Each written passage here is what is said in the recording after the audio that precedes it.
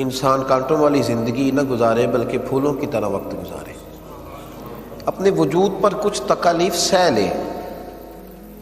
تھوڑی سی آزمائش سے خود گزر لے، لیکن کسی کے دامن میں کبھی کانٹے نہ ڈالے، کبھی کسی شخص کو اپنے لب و لہجے سے تکلیف نہ دے۔ زخم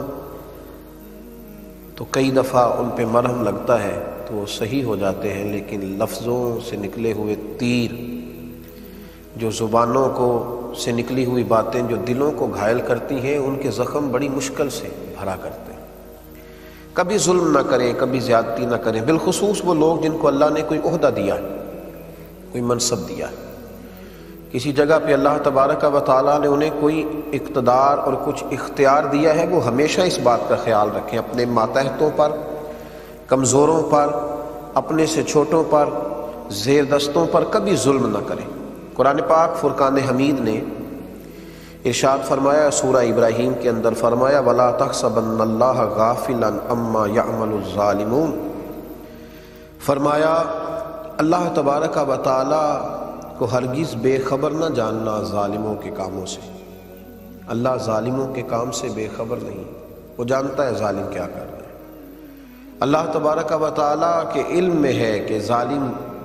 کس قدر زیادہ لوگوں کو تکلیف دے رہے ہیں،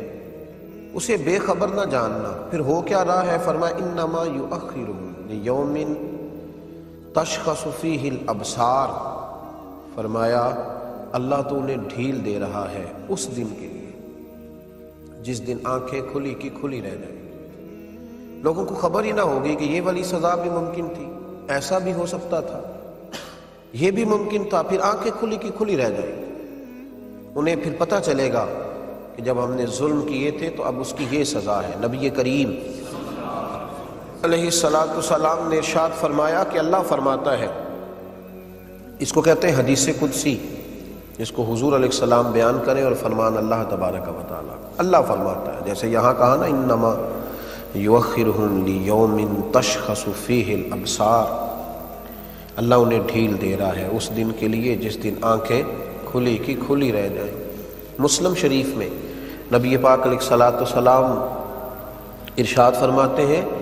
کہ اللہ تبارک و تعالی فرماتا ہے کہ ظلم حرام ہے، جب میں کسی بندے کے ساتھ ذرہ برابر بھی زیادتی نہیں کرتا تو میں اپنے بندوں پر بھی اس کو حرام رکھتا ہوں کہ وہ بھی ایک دوسرے پر ظلم نہ کرے۔ یار کتنا خوبصورت اور صاف ستھرا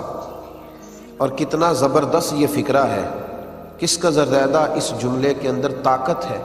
کہ نبی پاک صلی اللہ علیہ وسلم نے فرمایا کہ قیامت کے دن جو اندھیرے تمہیں گھیریں گے نا، قیامت کے اندھیروں میں سے سب سے بڑا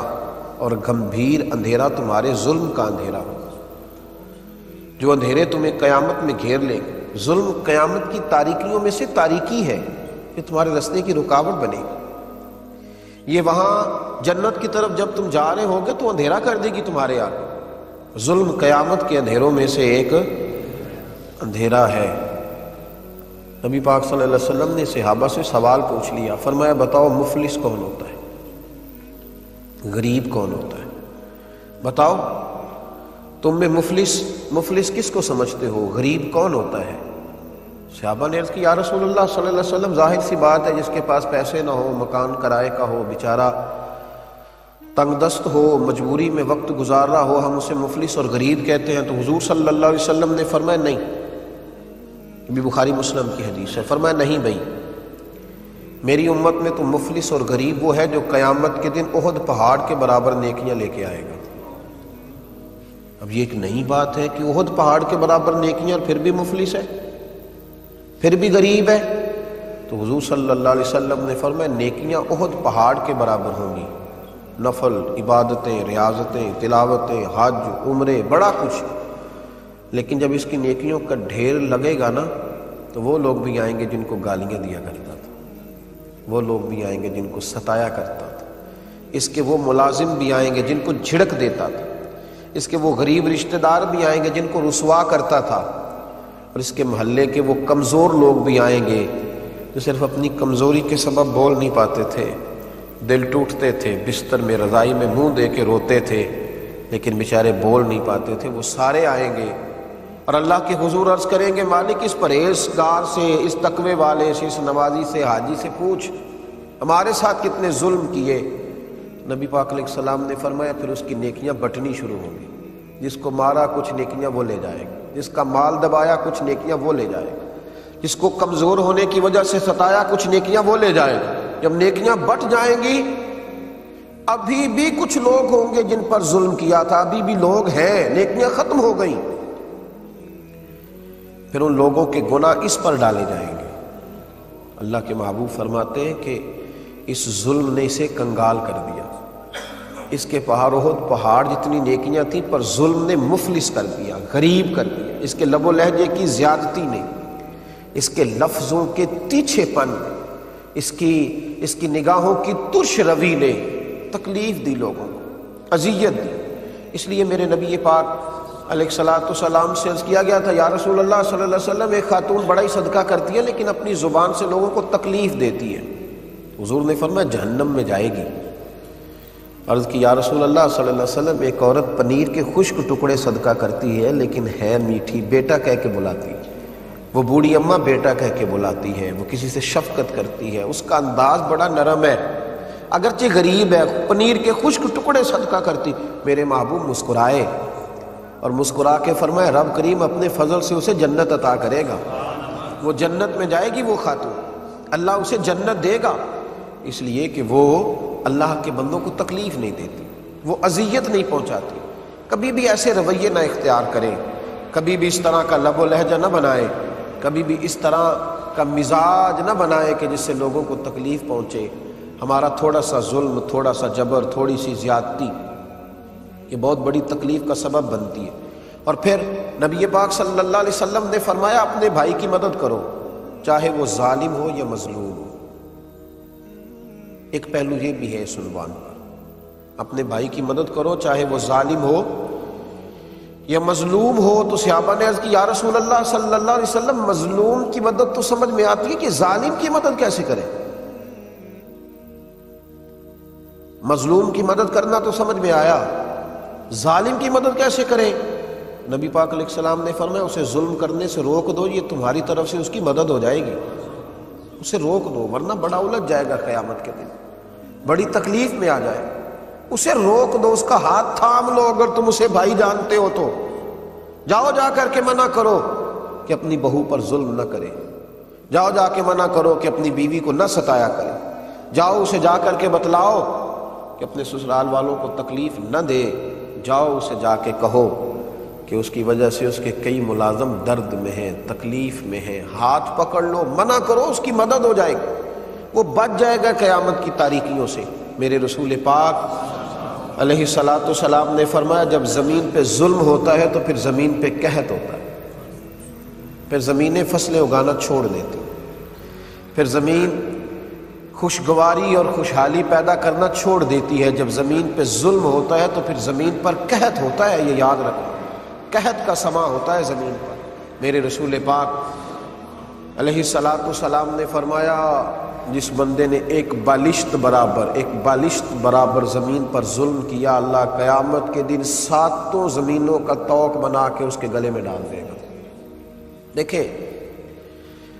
سب سے زیادہ مشکل موقع وہ ہوتا ہے جب لوگ ہمیں ستاتے ہیں،